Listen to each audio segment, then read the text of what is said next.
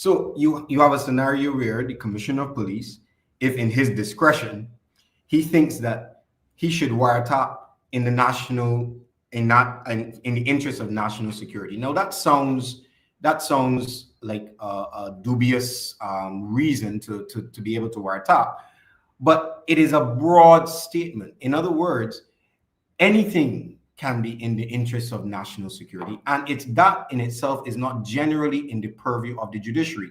When it Mhm. comes to national security issues, you would find that the judges or the judiciary would defer to the administration because that is their purview. The administration is able to determine what is a national security issue. And Mhm. you would find, and our jurisprudence would support that, generally speaking, and their English cases as well, because we're a common law jurisdiction. They're generally speaking, judges tend not to try to wade in to the purview of the administration, into the purview of the government per se, when it comes to national security issues.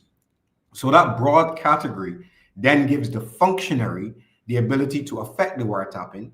And if by chance somebody wanted to oppose that, or if somebody wanted to bring an action saying no, it should not have been done, national security tends to be something that is a very high bar that the government is able to effect, and the judiciary tends not to weigh in on what Right. national security issues are. The second one is for the prevention or detection of offenses set out in the first schedule. As I identified before, the first schedule of the act lists or enumerate the offenses that would come under the purview of being able to be wiretapped.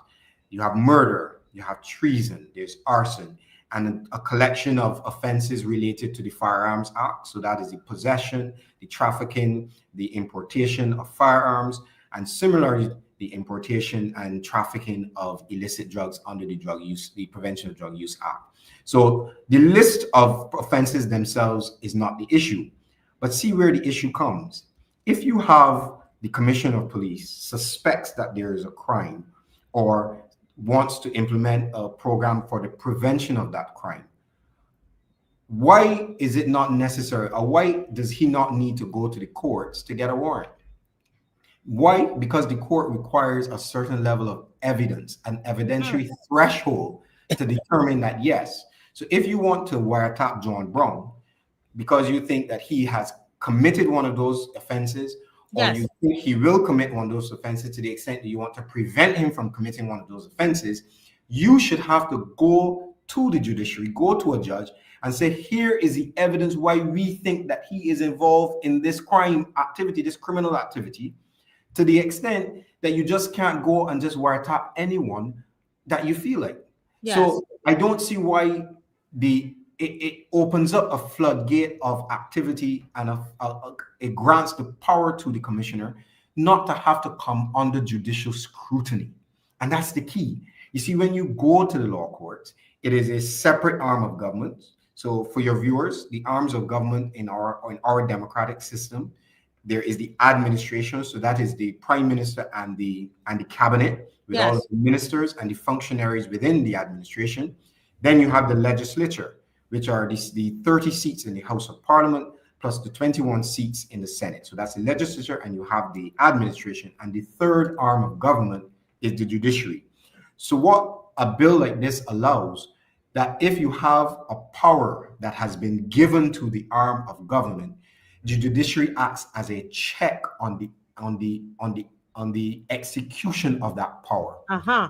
If the commissioner of police wants to use the power that the act gives him, he should have to go to this third arm of government and say, listen, I have this suspicion based on this evidence that John Brown is involved in this criminal activity that is listed in the first schedule. And the judge is able then to scrutinize that evidence and is able to put a judicial ruling over that evidence to say, yes, based on the evidence that you have presented, we think you have reasonable cause, and grant you a warrant. That is how you prevent crime. That is how a normal democratic, beg your pardon, society operates. What this legislation does is that if the commissioner of police suspects someone, or maybe even not suspects someone, It gives him the power to do it without going into the third arm of government. It gives him Right. the power without the judicial scrutiny, and Mm-hmm. that opens up itself to abuse, Mm-hmm. right? Yes. The Makes third, sense.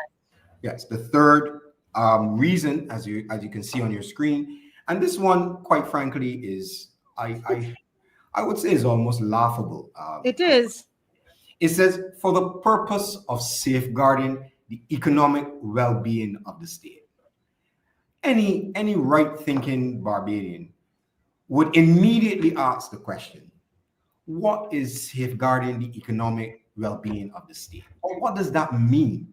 So it is an extremely broad category that the commissioner of police and the director general could rely on to justify wiretapping citizens. It gives them a blank check. It's wide open. What does that mean? And I want to point out one small word that is part of the nuance and getting into the weeds of how you read legislation. You see that the Roman numeral 3, for the purpose of safeguarding economic well-being of the state. You see that two-letter word that comes immediately after state, or Yeah. that small two-letter word has an enormous meaning in legal terms, and I'll tell you what it is. When you see the word or, it means that item 1, 2, 3, or 4, that the commissioner of police can rely on any one of those issues. He does not have to have all four. Oh, wow. In the interest of national security, semicolon, for the prevention or detection of offenses set out in the first schedule, for the purpose of safeguarding the economic well-being of the state, or for the purpose of giving effect to the provision of an international mutual assistance agreement. So he can select from any of those four items, and he only needs to rely on one to One. justify Ah, a warrantless wiretapping, doing warrantless wiretapping. wow. I So learned something tonight. those two letters are so important compared to if those two, if or was replaced with and, what the law does, it says you would have to have all four of those things present in order to exercise your Oh, power. But those two letters, or, what that says is that you just need to pick one of those four things to justify being able to intercept communications of citizens in Barbados without having going to the judiciary. wow. Anybody else learned that? I learned that for the first time.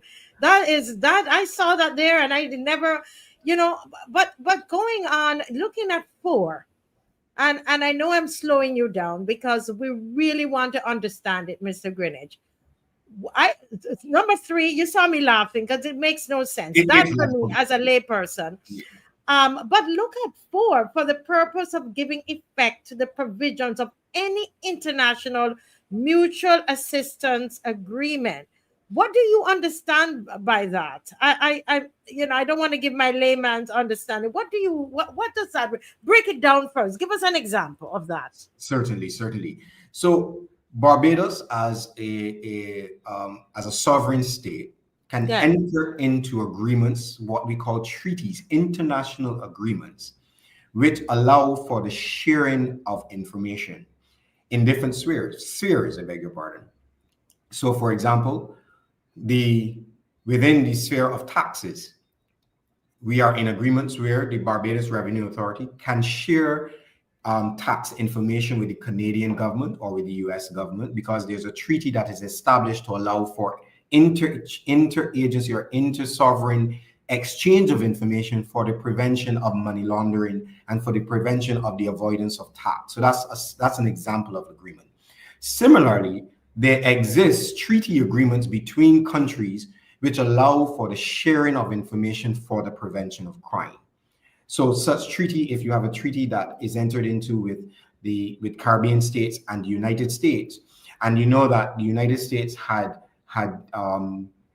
labeled the Caribbean region a trafficking region for illicit drugs. So there's agreements between the DEA within the American system, the Drug Enforcement Authority, and states within the Caribbean region for the exchange of information, so that if something is happening within one state that has the potential to affect another, you can exchange that information such that you can be part of the prevention of crime.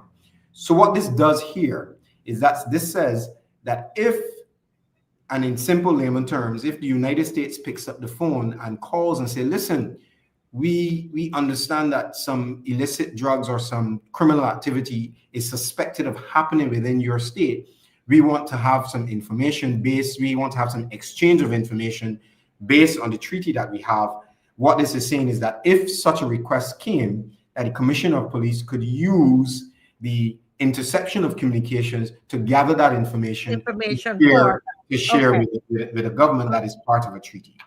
Understand. Again, however, the principle around that is quite acceptable, because we know that drugs move, transshipment of drug move from country to country.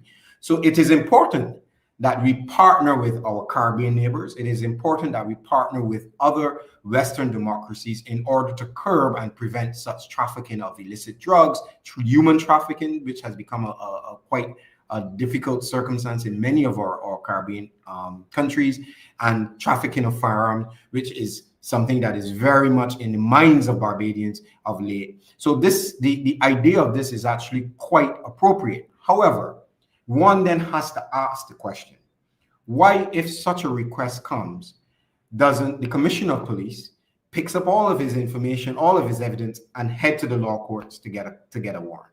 Why does this legislation need to have a situation where the Commissioner of Police or the Director General of the Anti-Corruption and Anti-Terrorism Agency has the power to effect this wiretapping without going to the judiciary? Yes. One may say, and you may hear it either in Parliament or even as you go through the discussions, one may hear that, what if it's an emergency? What if they need to do it so that they can catch it? The legislation itself, Ms. Weeks, provides for an emergency application to the court. Every day there is what in the judiciary is called a duty judge. So even if there is an emergency at 2 a.m., you could wake up that duty judge based on the evidence, and you should be able to get a duty judge to hear your evidence and get an emergency application. The legislation also provides that even if you can't do, in effect, all of the paperwork, all of the affidavit evidence and all the paperwork, the legislation provides that if you have to do an emergency application, the judge is willing to hear oral applications, and then can grant you the warrant simply from your oral application, and then give you 72 hours for your officers to gather all of the paperwork to come back to the judge.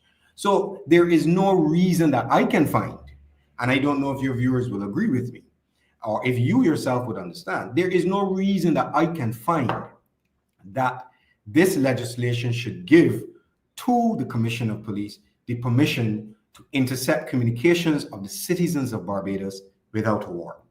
Without a warrant. And that is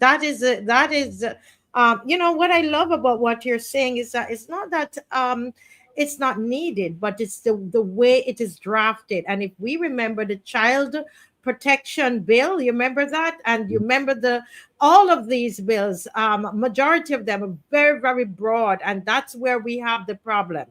But I just, before we move on from this, in number 2, it talks about that section there with all of this is the first schedule, and one of the items mentioned there is treason. And that stood out to me when I listened to the program today, sir, because I remember, I don't know if the others remember, I think Rose Corbin, if she's listening, she would remember that it was said by a member of government that a lot of what we are doing here on this show and what others are doing on their social media should be considered as treason.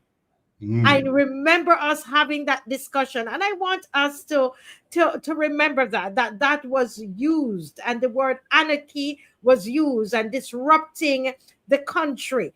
And so I don't know what. I'm just causing us to remember. If you remember, and I will find those clips and bring them on the show again.